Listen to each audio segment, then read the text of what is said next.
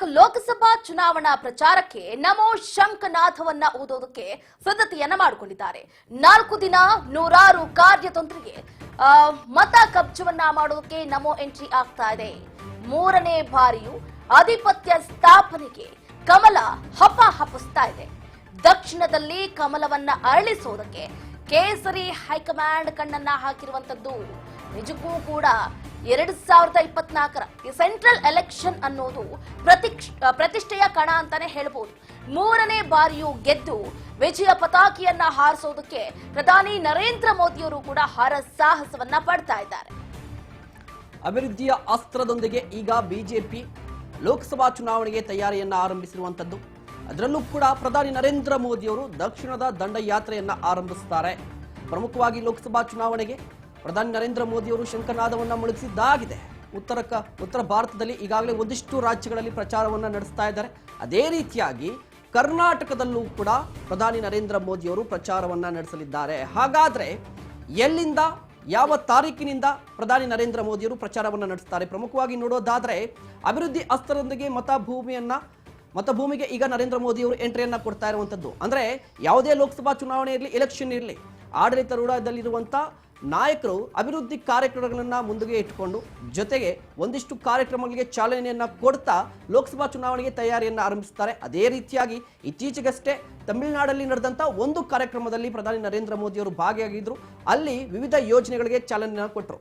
ಅದೇ ರೀತಿಯಾಗಿ ಮತ್ತೆ ಈಗ ಕರ್ನಾಟಕದ ಮಟ್ಟಿಗೆ ಕರ್ನಾಟಕದಲ್ಲಿ ಬಿಜೆಪಿಗೆ ಅಸ್ತಿತ್ವ ಇರುವಂತದ್ದು, ಒಂದಷ್ಟು ಗಟ್ಟಿ ಸಂಘಟನೆ ಕೂಡ ಇದೆ. ಆದರೆ ಅಸೆಂಬ್ಲಿ ಚುನಾವಣೆಯಲ್ಲಿ ಆದಂತಹ ಸೋಲಿದೆಯಲ್ವಾ, ಅದು ಬಿಜೆಪಿಯ ಕಾರ್ಯಕರ್ತರನ್ನ ಕಮರಿ ಹೋಗುವಂತೆ ಮಾಡಿರುವಂತದ್ದು. ಹೀಗಾಗಿ ಒಂದಿಷ್ಟು ಲೋಕಸಭಾ ಚುನಾವಣೆಗೆ ತೆಗೆದುಕೊಂಡಂತೆ ಬೂಸ್ಟ್ ಅಪ್ ಮಾಡಲಿಕ್ಕೆ ಈಗ ಪ್ರಧಾನಿ ನರೇಂದ್ರ ಮೋದಿಯವರು ಬರ್ತಾ ಇರುವಂತದ್ದು. 4 ದಿನ ಇಲ್ಲಿ ಪ್ರಮುಖವಾಗಿ ರಾಜ್ಯದಲ್ಲಿ ವಿವಿಧ ಸಭೆಗಳನ್ನ ನಡೆಸ್ತಾರೆ. ಸಾರ್ವಜನಿಕ ಕಾರ್ಯಕ್ರಮದಲ್ಲೂ ಕೂಡ ನರೇಂದ್ರ ಮೋದಿಯವರು ಕೂಡ ಭಾಗಿಯಾಗ್ತಾರೆ. ಹೀಗೆ ನರೇಂದ್ರ ಮೋದಿ ಅವರು ಲೋಕಸಭಾ ಚುನಾವಣೆಗೆ ಪ್ರಮುಖವಾಗಿ ರಾಜ್ಯವನ್ನ ಟಾರ್ಗೆಟ್ ಮಾಡಿರುವಂತದ್ದು. ಒಂದಿಷ್ಟು ಕಾರ್ಯಕ್ರಮದಲ್ಲಿ ಭಾಗಿಯಾಗ್ತಾರೆ. ಮಾರ್ಚ್ 15ನೇ ತಾರೀಕು ಹಳೆ ಮೈಸೂರು ಭಾಗದಲ್ಲಿ ಅಂದ್ರೆ ಕೋಲಾರದಲ್ಲಿ ಬೃಹತ್ ಸಮಾವೇಶ ಇದೆ. ಆ ಸಮಾವೇಶದಲ್ಲಿ ಪ್ರಧಾನಿ ನರೇಂದ್ರ ಮೋದಿ ಅವರು ಭಾಗಿಯಾಗ್ತಾರೆ. ಯಾಕೆ ಕೋಲಾರ ಅಂದ್ರೆ ಚಿಕ್ಕಬಳ್ಳಾಪುರ, ಬೆಂಗಳೂರು ಗ್ರಾಮಾಂತರ, ತುಮಕೂರು ಈ ಲೋಕಸಭಾ ಕ್ಷೇತ್ರಗಳನ್ನ ಕವರ್ ಮಾಡಬಹುದು ಅಂತ ಈ ಲೆಕ್ಕಾಚಾರ ಇರುವಂತದ್ದು. ಅದಾದ ನಂತರ ಮಾರ್ಚ್ 17ನೇ ತಾರೀಕು ಮತ್ತೆ ನರೇಂದ್ರ ಮೋದಿ ಅವರು ಮತ್ತೊಂದು ಸಭೆಯಲ್ಲಿ ಭಾಗಿಯಾಗ್ತಾರೆ. ಅದು ಮಲೆನಾಡು ಭಾಗದಲ್ಲಿ ಈಗಾಗಲೇ ಪ್ರಧಾನಿ ನರೇಂದ್ರ ಮೋದಿ ಅವರ ಮೇನಿಯಾ ಇರುವಂತದ್ದು. ಕರಾವಳಿ ಭಾಗ ಮತ್ತು ಮಲೆನಾಡು ಭಾಗ ಅಂದ್ರೆ ಇದು ಬಿಜೆಪಿಯ ಭದ್ರಕೋಟೆ ಆಗಿದೆ. ಇದೇ ಕಾರಣಕ್ಕಾಗಿ ಶಿವಮೊಗ್ಗದಲ್ಲಿ BS ಯಡಿಯೂರಪ್ಪನವರ ತವರು ಜಿಲ್ಲೆ, ಅಲ್ಲಿ ಪ್ರಧಾನಿ ನರೇಂದ್ರ ಮೋದಿ ಅವರು ಸಭೆಯನ್ನು ನಡೆಸ್ತಾರೆ. ಆ ಶಿವಮೊಗ್ಗವನ್ನ ಟಾರ್ಗೆಟ್ ಮಾಡಿದ್ರೆ ಶಿವಮೊಗ್ಗ ಆಸುಪಾಸಿರುವಂತಹ ಜಿಲ್ಲೆಗಳು ಉತ್ತರ ಕನ್ನಡ ಆಗಿರ್ಬೋದು, ಉಡುಪಿ ಆಗಿರ್ಬೋದು, ಈ ಲೋಕಸಭಾ ಕ್ಷೇತ್ರಗಳ ಮೇಲೆ ಒಂದಿಷ್ಟು ಹಿಡಿತವನ್ನ ಸಾಧಿಸಬಹುದು ಅಂತ. ಇನ್ನು ಮಾರ್ಚ್ 18ಕ್ಕೆ ಕಲ್ಯಾಣ ಕರ್ನಾಟಕಕ್ಕೆ ನರೇಂದ್ರ ಮೋದಿ ಅವರು ಬರ್ತಾರೆ.